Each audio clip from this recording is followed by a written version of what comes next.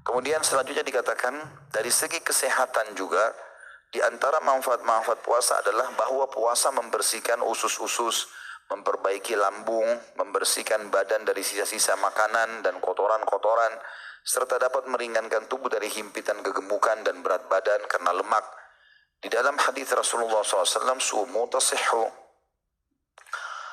berpuasalah kalian niscaya kalian akan sehat, yang disebutkan Ibnu As-Sunni dan Abu Nuaim, dan As-Suyuti menghasankannya. Walaupun ada ulama yang menyelisih, yang mengatakan hadis ini lemah, ya.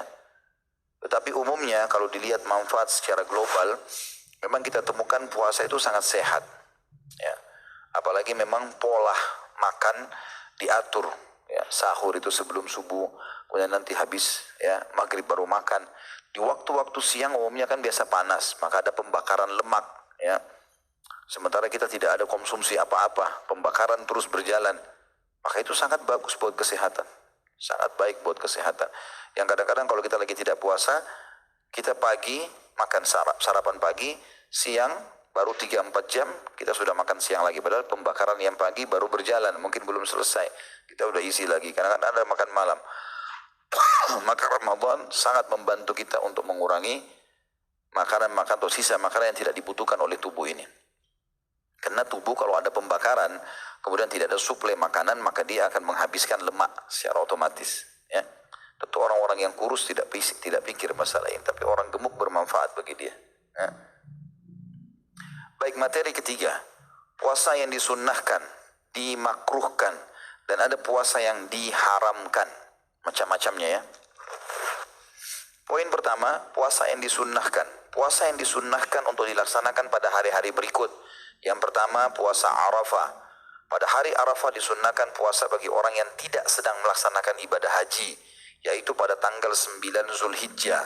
Berdasarkan sabda Rasulullah SAW di dalam hadis yang sahih diriwayatkan Imam Muslim nomor 1162, dan lafaz ini milik Imam Ahmad dalam musnadnya nomor 22.029. Kata baginda Nabi SAW, "Saumu yaumi Arafah yukaffiru dhunuba sanataini madiyatan wa mustaqbalah, wa saumu Ashura yukaffiru sanatan madiyah." Puasa hari Arafah dapat menghapuskan dosa-dosa selama 2 tahun. 1 tahun sebelumnya dan 1 tahun yang akan datang. Sedangkan puasa Ashura menghapus dosa-dosa 1 tahun sebelumnya. Tentu Arafah nama lokasi di wilayah Mekah yang biasanya memang jemaah haji berkumpul di tanggal 9 Zulhijjah.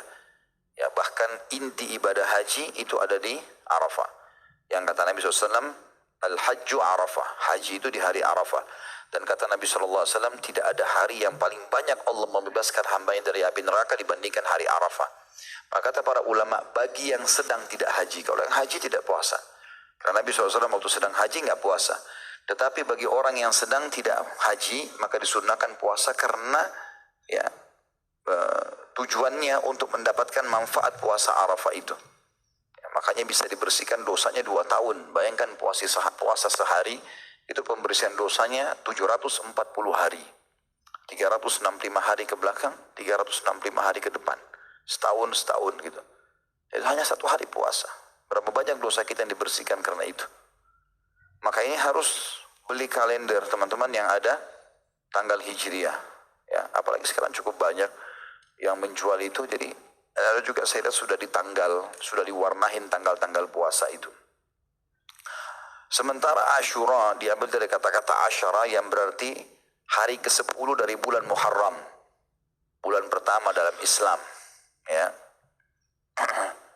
Ini puasa hari Ashura ini nanti akan dijelaskan di poin keduanya.